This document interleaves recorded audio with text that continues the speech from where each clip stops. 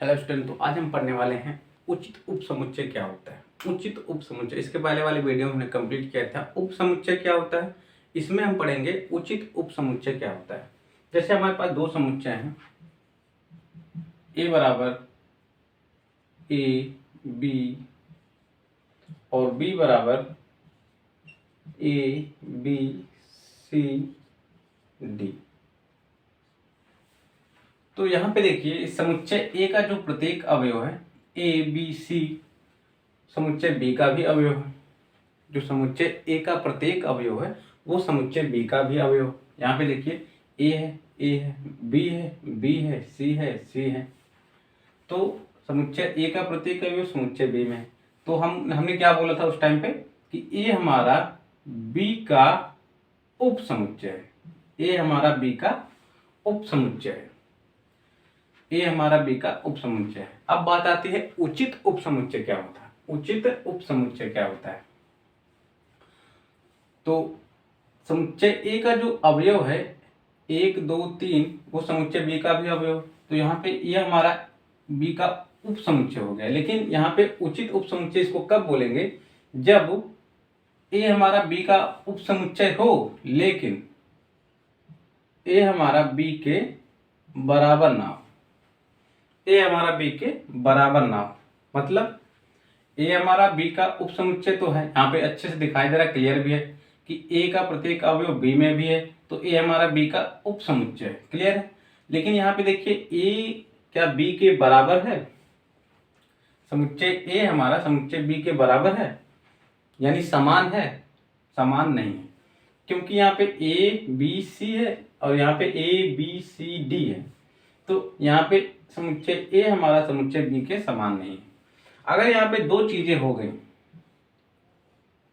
तब हम कहेंगे ए हमारा बी का उचित उपसमुच्चय है। उपसमुच्चय उचित उपसमुच्चय है। कब कहेंगे?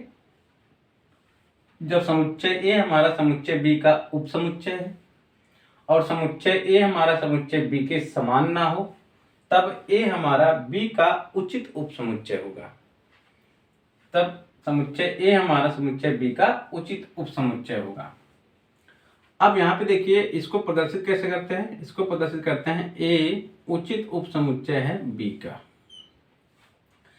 उचित ए हमारा उचित उपसमुच्चय है बी का। तो आप बोलेंगे यहाँ पे उपसमुच्चय बताया था, यहाँ पे उचित उपसमुच्चय बता दे रहे हैं, क्या मैटर है भाई? तो यहाँ पे उचित उपसमुच्चय, देखिए उपसमुच्चय को उचित उपसमुच्चय बोल सकते हैं कब तक? जब तक यहां पर a बराबर b ना हो। मतलब समुच्चय a हमारा समुच्चय b का उपसमुच्चय होगा, उसको हम उचित उपसमुच्चय बोलेंगे जब तक समुच्चय a हमारा समुच्चय b के समान ना हो। जैसे ही वह समान हो जाएगा, यहाँ पे देखिए एक एग्जांपल ले लेते हैं। जैसे मान लीजिए a बराबर मान लेते हैं 1 2 3 और b बराबर मान लेते हैं 1 2 3। अब यहाँ पे a का प्रत्येक अवयव b का भी प्रत्येक अवयव है, तो a हमारा b का उपसमुच्चय है। तो यहाँ पे देखिए अवयवों की संख्या समान है, यानी आपस में दोनों समान समुच्चय हैं। यहाँ पे आपस में दोनों समान समुच्चय हैं, तो यहाँ पे हम बराबर का चिन्ह लगा देंगे। तो यहाँ पे ए बी का उप समुच्चय है, लेकिन यहाँ पे समुच्चय ए हमारा समान समुच्चय किसके? बी के। अगर ये कंडीशन आ गई तो यहाँ पे ए हमारा बी का उचित उप समुच्चय नहीं होगा। उचित उप समुच्चय नहीं होगा। लेकिन यहाँ पे हमारा ए हमारा बी का उप समुच्चय उचित उप समुच्चय होगा। क्यों? क्योंकि यहाँ हमारा ए बी के समान समुच्चय नहीं है। समुच्चय ए हमारा समुच्चय बी के समान समुच्चय नहीं है, इसलिए ए हमारा यहाँ पे बी का उचित उपसमुच्चय होगा। इसको कैसे प्रदर्शित करते हैं? इसको इस तरह से प्रदर्शित करते हैं। तो उचित उपसमुच्चय को उपसमुच्चय भी कह लीजिए, लेकिन उपसमुच्चय को उचित उपसमुच्चय नहीं कह सकते हैं। कब तक? जब तक जब तक ए हमारा बी के समान हो, सॉरी ए हमारा बी के समान हो, तब तक हम इसको उचित उपसमुच्चय नहीं कहेंगे। तो इसकी परिभाषा क्या हुई, इसकी परिभाषा देख लेते हैं। उचित उपसमुच्चय की परिभाषा क्या होती है?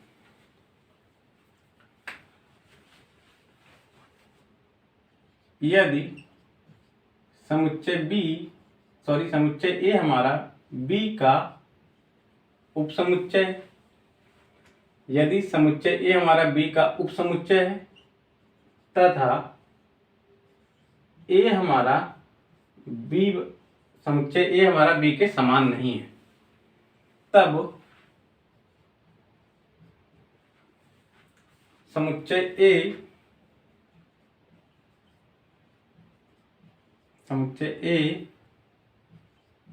बी का उचित उपसमुच्चय कहलाता है। उचित उपसमुच्चय कहलाता है।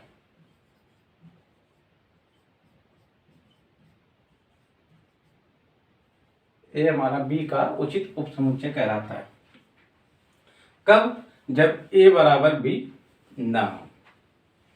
तो ये हो गई इसकी परिभाषा। इसको आप नोट डाउन कर लीजिए, फिर इस पे करवाते हैं एग्जाम्पल।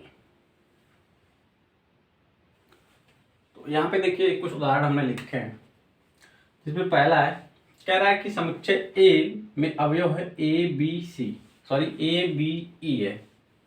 समुच्चय ए में अवयव है ए बी ई और समुच्चय बी में अवयव है ए ई बी। तो यहाँ पे हमको बताना है कि समुच्चय ए हमारा समुच्चय बी का उचित उपसमुच्चय है या नहीं। समुच्चय ए हमारा समुच्चय बी का उचित उपसमुच्चय है या नहीं, ये हमको बताना है। तो यहाँ पे समुच्चय ए का अवयव बी में है। यहाँ पे देखिए समुच्चय ए यहाँ पे है, बी यहाँ पे है, ई यहाँ पे है। तो ये हमारा समुच्चय ए समुच्चय बी का उचित उपसमुच्चय होगा या नहीं होगा, ये आपको बताना है। तो बताइए, ए का प्रत्येक अवयव बी में है, लेकिन यहाँ पे कंडीशन क्या फेल हो रही है, ए बराबर बी नहीं है। यहाँ पे ए बराबर बी नहीं है।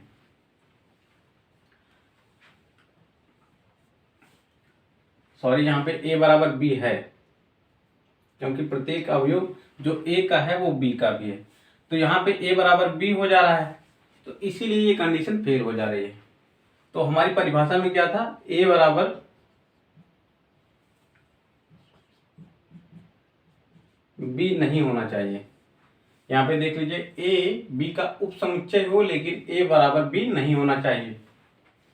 तो यहाँ पे ए बराबर बी हो जा रहा है, इसीलिए हमारा ये उचित उपसमुच्चय नहीं होगा, लेकिन उपसमुच्चय होगा। तो ये हमारा उपसमुच्चय होगा, लेकिन उचित उपसमुच्चय नहीं होगा। अब इसी तरह से दूसरा देख लीजिए। दूसरा है समुच्चय ए में 5, 25, 30। वैसे समुच्चय बी में 5, 25, 30, 40। तो यहाँ पे ए बराबर बी नहीं है, यहाँ पे ए बराबर बी नहीं है, एक कंडीशन सेटिस्फाई हो गई। और बोल रहा है कि ए बी का भी अवयव, जो ए का अवयव हो वो बी का भी अवयव है। तो यहाँ पे ए बी का उपसमुच्चय है, ए बी का उपसमुच्चय है और ए बी के बराबर भी नहीं है। तो यहाँ से ए हमारा बी का उचित उपसमुच्चय हो जाएगा।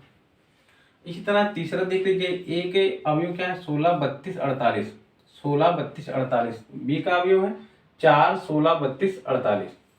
तो यहाँ पे ए हमारा बी के समान समुच्चय नहीं है, ए हमारा बी के समान समुच्चय नहीं है। अगर ए हमारा बी के समान समुच्चय नहीं है तो एक कंडीशन तो हमारी होल्ड हो गई। तो यहाँ पे ए हमारा बी का उपसमुच्चय होना चाहिए। क्या है, 16 यहाँ पे है, 16 यहाँ पे है, 32 यहाँ पे, 32 यहाँ पे, 48 यहाँ पे, 48 यहाँ पे। हाँ, तो समुच्चय ए हमारा समुच्चय बी का उपसमुच्चय हो गया। तो समुच्चय ए हमारा समुच्चय बी का उपसमुच्चय हो गया और यहाँ पे ए बराबर बी भी नहीं है, तो समुच्चय ए हमारा समुच्चय बी का उचित उपसमुच्चय हो जाएगा। यहाँ पे क्यों नहीं हुआ, क्योंकि समुच्चय ए हमारा समुच्चय बी के समान था, इसीलिए नहीं हुआ।